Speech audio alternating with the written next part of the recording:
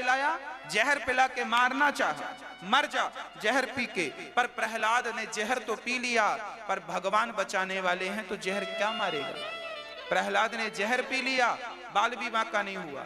तब हिरण्यकश्यप ने अपनी बहन को बुलाया, होलिका आजा बहन, तुझे अग्नि ने वरदान दिया है, ब्रह्मा जी ने वरदान दिया, तू आग में कभी जलेगी ही नहीं। प्रहलाद को पकड़ के बैठ गई और होलिका ने आग लगा ली, इस विश्वास से कि भगवान तो मुझे जलाएंगे नहीं, क्योंकि होलिका को वरदान था। पर आज वो वरदान उल्टा पड़ गया, होलिका तो जल गई, आग ने उसे तो जला दिया और भक्त का बाल भी बांका नहीं हुआ। देख लो, ये प्रहलाद के विश्वास की ही ताकत तो थी मेरी मां। आग में भी ताकत नहीं है कि वो भगवान की आज्ञा का उल्लंघन कर सके। तुम भगवान की शरण में चले जाओ, आग पानी बन जाएगी, भगवान बनाएंगे, तुम नहीं बनाना, भगवान करेंगे तुम्हारे लिए सब। बस विश्वास तो रखो। प्रहलाद जी को भगवान अंत में मिले हैं, याद रखना मेरी मां। पहले प्रहलाद जी को भगवान तक पहुंचने के लिए जहर पीना पड़ा, आग में लेकर होलिका बैठी, आग में जलना पड़ा, भगवान ने बचाया। पहाड़ से फेंक दिया हिरण्यकश्यप ने, सर्पों के बीच में डाला, सांपों ने डसा, पर सांपों का एक जहर प्रहलाद पर नहीं चढ़ा, वो सांप भी मित्र बन गए। हाथी के पांव के नीचे दबाया प्रहलाद को हिरण्यकश्यप ने, लाख प्रयास किए थे प्रहलाद को मारने के। याद रखना मेरी मां, भगवान सहज में नहीं मिलते, भगवान तब मिलेंगे, भगवान के पहले तुम्हें जहर मिलेगा। तुमने जहर पीना सीख लिया, जहर का अर्थ है दुनिया की कड़वी बातें सुननी सीख ली, और कड़वी बातें सुनकर भी तुमने भगवान पर विश्वास रखा तो भगवान निश्चित मिलेंगे। और दुनिया की बातों में पढ़ करके तुमने भगवान को भुला दिया तो फिर ना घर के ना घाट के। किसी को सहज में भगवान मिले हो सो कहो। प्रहलाद को भी आग के अंगारों में चलना पड़ा, अंगारों में चलना पड़ा, जहर पीना पड़ा, हाथी के पांव के नीचे दबाया है, पर बचाने वाले भगवान जो ठहरे। प्रहलाद जी को हिरण्यकश्यप ने पढ़ने के लिए भेज दिया चंडामर्क के घर। प्रहलाद जी पढ़कर आए तो हिरण्यकश्यप ने पूछा, बेटा तुमने इतने दिन में क्या पढ़ा, हमें बताओ, क्या अच्छी बात सीखी। तब प्रहलाद जी ने कह दिया, पिताजी आप भी मेरी तरह भगवान का ध्यान किया करो। हिरण्यकश्यप को बहुत गुस्सा आया, तलवार निकाल ली, पर लोगों ने रोका, रुक गए। अच्छा, आप अपनी जगह आप प्रहलाद की जगह जरा अपने आप को रख के देखो कि आपके पिता आपको तलवार लेके खड़े होते कि तूने एक बार नाम लिया तो तेरी जिह्वा काट दूंगा। ऐसी स्थिति में भी प्रहलाद जी ने भगवान की भक्ति नहीं छोड़ी। इसका ये कथाएं क्या सिखा रही हैं हमें, ये क्या प्रेरणा दे रही हैं हमें। ये कथाएं हमें यही सबक दे रही हैं कि किसी भी हाल में, चाहे तुम्हारी गर्दन कट जाए, उस हाल में भी भगवान को भुलाना नहीं चाहिए। भगवान के लिए मर जाना ही उस परमात्मा की प्राप्ति का साधन है। अब आज तो ऐसा कोई नहीं कि तुम्हारे गले में तलवार ही रखे, पर फिर भी ऐसी विषम परिस्थितियों में भी हमने सुना पृथ्वीराज चौहान के प्रसंग में, महाराणा प्रताप पृथ्वीराज चौहान जी के प्रसंग में सुना पढ़ा कि इन्हें भी पकड़कर अंत में धर्म परिवर्तन कराना चाहा था मुगलों ने। हाँ, पृथ्वीराज चौहान की तो आंखें फोड़ दी थी। कहा था तुम धर्म परिवर्तन, हिंदू हो मुसलमान बन जाओ, हम तुम्हें छोड़ देंगे। पर पृथ्वीराज चौहान ने कहा कि जो व्यक्ति अपना धर्म छोड़ दे वो व्यक्ति फिर व्यक्ति कहां बचा। उस इंसान का क्या महत्व है जो अपने धर्म को त्याग दे। हाँ, अरे ये अनिरुद्धाचार्य तब तक ही तो है जब तक अपने धर्म का पालन कर रहा है। आप तब तक ही तो हैं जब तक आप अपने धर्म का पालन कर रहे हैं। आप अपने धर्म को भूल जाएं तो आपका और मेरा अस्तित्व क्या है? एक व्यक्ति की पहचान उसका धर्म ही तो है। आज राजा हरिश्चंद्र को हम याद क्यों करते हैं? क्योंकि वो धर्मात्मा थे। कर्ण को याद क्यों करते हैं? क्योंकि वो धर्मात्मा थे।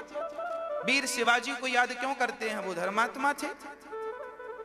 ये पृथ्वीराज चौहान जी की कथा में क्यों सुना रहा हूं? क्योंकि वो धर्मात्मा थे। मर गए, आंख फोड़ दी, मुगलों ने तो फोड़ दी, आंख फोड़वा ली। अब सोचो कि गरम सरिया तुम्हारी आंखों में कोई ठूंसे और कहे कि धर्म परिवर्तन कर लो, नहीं ठूंस दूंगा, तो आदमी तो डर के मारे कहे ठीक है भैया, तू क्या कहता है मैं वो कर लेता हूं। पर धन्य है ये महापुरुष, कह के गए हैं कि मर जाना ठीक है, पर अपने धर्म का त्याग करना ठीक नहीं है। अपने ईश्वर का, अपने आराध्य का त्याग करना ठीक नहीं है। विभीषण लंका में रहते थे। रावण हर 2-4 दिन में 2-4 लात जमा देता था। विभीषण ये क्या जप रहा है? राम राम राम राम राम राम। पागल, तेरी बुद्धि खराब हो गई। विभीषण को लात पड़ते रहते थे, रावण मारता रहता था। लंका में रहते थे विभीषण जी, रावण की लातें बातें सब खाते थे। उस हाल में भी, जबकि वहां तो सुख सुविधाएं बहुत थी, रावण के पास कौन से सुख की कमी थी और विभीषण को क्या सुख की कमी थी? क्या रहने को घर नहीं था, कि पत्नी नहीं थी, कि भोग नहीं थे? सब कुछ तो था। फिर भी उस लंका में रहकर विभीषण ने भगवान को याद किया और भाई ने लात मार के घर से निकाला तो निकल गया, अपना संसार का सुख त्याग दिया, पर राम को नहीं त्यागा विभीषण ने। राम को नहीं त्यागा विभीषण ने, भगवान को नहीं त्यागा विभीषण ने।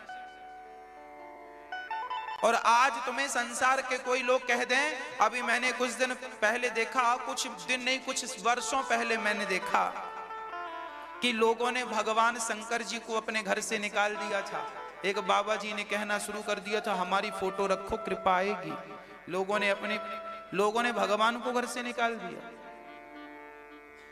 अब आप बताओ कि कोई ये कहे कि तुम, अब कोई आपका पड़ोसी कहे कि भैया तुम हमारे वाले भगवान को पूज लो, राम जी को छोड़ दो, कृष्ण जी को छोड़ दो, नारायण को छोड़ दो, शंकर जी को छोड़ दो, हमारे वाले भगवान को पूजो, तुम्हारी ऊपर लक्ष्मी बरसेगी। तो शायद कोई छोड़ भी दे, शायद कोई छोड़ भी दे, पर याद रखना जो अपने धर्म पर अडिग है। कोई हमसे कहे कि अनिरुद्धाचार्य जी आपको हम पूरी संसार की संपत्ति दे रहे हैं, आप राम को भूल जाइए, कृष्ण को भूल जाइए, तो सारी दौलत भैया और हमारे पास है वो भी तुम ले लो, पर हम तो अपने राम को नहीं, अपने कृष्ण को नहीं भूल सकते। उनको भूल कर फिर हमारे पास बचेगा क्या? क्या बचेगा? हम दौलत का करेंगे क्या? बांध के ले जाएंगे? भैया हमारे राम जी तो हमें भूखा रखें, हमारे कृष्ण जी तो हमें 4-4 दिन भूखा रखें, और हमारे को मरना भी पड़े तो मर जाएं, उस हाल में भी मुख से राम नाम नहीं जाएगा, कृष्ण नाम नहीं जाएगा। हम कोई दौलत के लिए थोड़ी भगवान की भक्ति करते हैं। नहीं दे वो चूल्हा ना जले 4 दिन, कोई फर्क नहीं, भूखे मरेंगे और ज्यादा क्या होगा। गेहूं को पीसोगे तो आटा बनेगा, आटा को पीसोगे मैदा बनेगा, मैदा को पीस के क्या बनाओगे? तो हम तो पिसे पिसाए मैदा है, हमें क्या पीसोगे? इसलिए भगवान को कभी ना भूलो। प्रहलाद जी के गले पर छुरी थी, पर हिरण्यकश्यप ने कहा नाम छोड़ दे, मैं तुझे राजा बना दूंगा। प्रहलाद जी ने कहा पिताजी आप बने तो हैं राजा, मैं आप जैसा राजा बन के क्या करूंगा? भगवान का द्रोही राजा बन जाए तो क्या करूंगा द्रोही बन के? जिस परमात्मा ने, अरे हम वो लोग हैं कि जो हमें एक गिलास पानी पिलाता है, हम उसका भी धन्यवाद देना नहीं भूलते, उसके भी शुक्रगुजार होते हैं। अब बताओ कि हम एक गिलास पानी कोई पिलाए तो हम उसका भी धन्यवाद देते हैं। तो जिस परमात्मा ने ये शरीर दिया है, क्या वो हम उसके शुक्रगुजार नहीं हैं? क्या हम उसे धन्यवाद ना दें? क्या हम उसे ही भूल जाएं जिसने हमें ये तन दिया? प्रहलाद ने समझाया पिताजी बुद्धि मारी गई है आपकी, तो उठा के पटक दिया। प्रहलाद ने नवधा भक्ति का उपदेश कर दिया, पिताश्री पहली भक्ति है सत्संग करना, सीखो। दूसरी भक्ति है कीर्तन करना, सीखो। सत्संग रोज किया करो, कथा रोज सुना करो। ये मत कहा करो कि रोज रोज क्या कथा सुने। अरे रोज रोज तुम रोटी खाते हो कि नहीं? रोज रोज पानी पीते हो कि नहीं? पानी पीने से, रोटी खाने से शरीर पुष्ट होता है, भजन करने से तो आत्मा पुष्ट हो जाती है।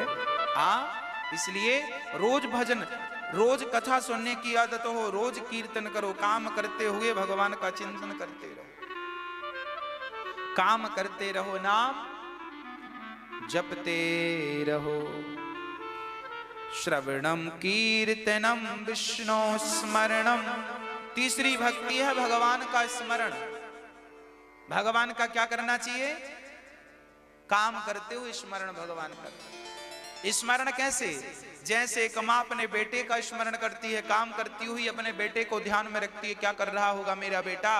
अरे किसी माँ का बेटा अमेरिका चला जाए तो माँ काम करती है, पर काम करते हुए बेटे को याद करती है, बेटे ने खाया होगा कि नहीं, सोया होगा कि नहीं, नाश्ता किया होगा कि नहीं, चाय पी हो।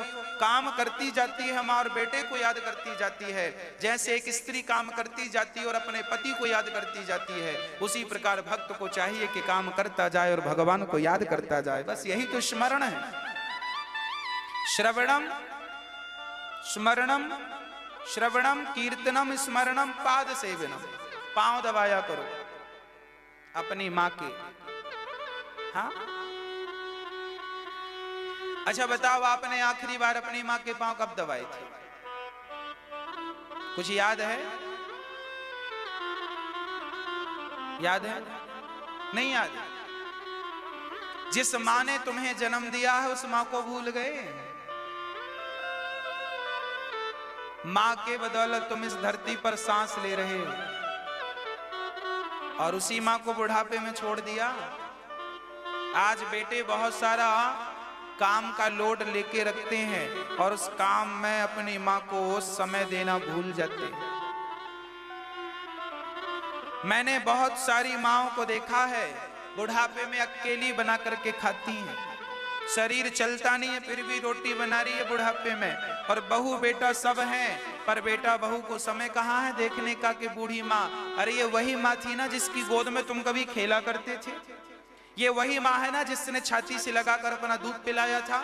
ये वही माँ है ना जो कभी भूखी रहकर भी तुम्हें खिलाया करती थी। आज वही माँ बुढ़ी हो गई तो तुमने अपनी माँ को रोटी देना भी उचित नहीं समझा, उसका हालचाल पूछना भी उचित नहीं समझा। तुम इंसान हो कि क्या हो? अरे अपने माँ का दर्द तो देख ना पाए, माँ की पीड़ा तो दूर कर ना पाए, तुम किसकी पीड़ा दूर करोगे? तुम अपनी माँ पर तो दया कर ना पाए, बूढ़ी माँ पर, बूढ़ी सास पर दया ना कर पाई बहुएं। जो बहुएं नहीं की दया मैं उनसे कह रहा हूं। जो सेवा करती हैं अपने सास ससुर की मैं उन्हें प्रणाम करता हूं, और जो नहीं करती सो प्रार्थना करता हूं। अरे तुम सास और बहू के नाते से नहीं, एक इंसानियत के नाते से तो बुढ़ापे बूढ़े आदमी को 2 रोटी देते रहो। हाँ, बूढ़े माँ को रोटी देते रहो। कहां तुम्हारी माँ किस हाल में पड़ी है तुम्हें कोई खबर भी है कि नहीं? कैसी संतान हो तुम? कल को तुम्हारे बेटे तुम्हारे साथ यही व्यवहार करेंगे, तब पता चलेगा कि तुमने क्या गलत किया था अपनी माँ के साथ। कितना कष्ट हुआ होगा उस माँ को जब बेटे ने माँ बाप को घर से निकाल दिया, खाने को रोटी नहीं दी, रहने को झोपड़ी नहीं दी। क्या गुजरती होगी उस माँ पर? किससे कहने जाए वो माँ? अरे माँ तो ऐसी होती है कि बेटा अत्याचार करता है फिर भी वो माँ बेटे की शिकायत नहीं करती, फिर भी वो माँ यही कहती है कि मेरा बेटा बहुत अच्छा है, बहुत अच्छा है। तुम उसको रोटी नहीं देते और वो तुम्हारी तारीफ करते थकती नहीं है।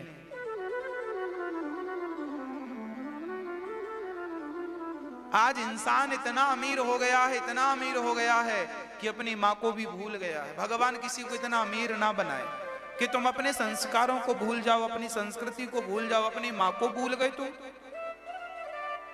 अरे भाई, माँ का ख्याल तो रखना था तुम्हें, माँ की सेवा तो करनी थी तुम्हें।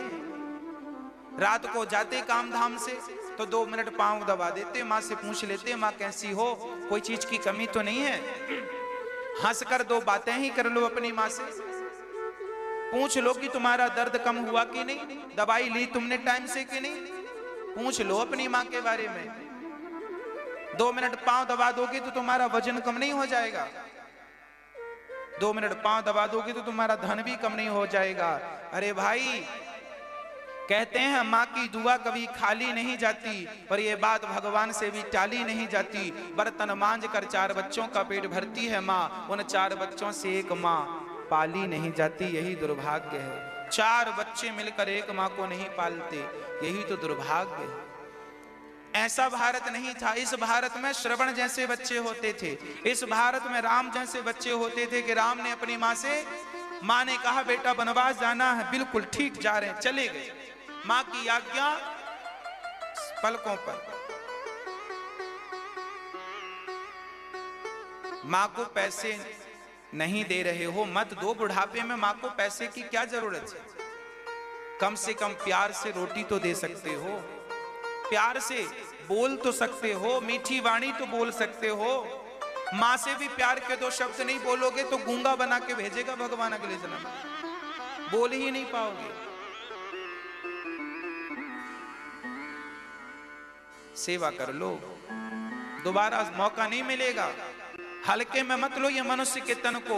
बहुत पछताओगे जब तुम्हारी मृत्यु निकट आएगी, तब मेरी बातें तुम्हें याद आएंगी कि कहा था किसी ने, हमने ध्यान नहीं दिया।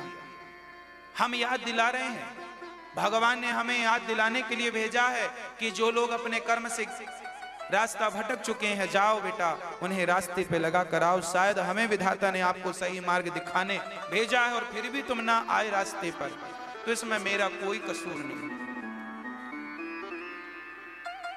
इसलिए जब आप अपने माँ बाप की सेवा नहीं करते तो फिर इस दास अनिरुद्ध को संकल्प लेना पड़ा।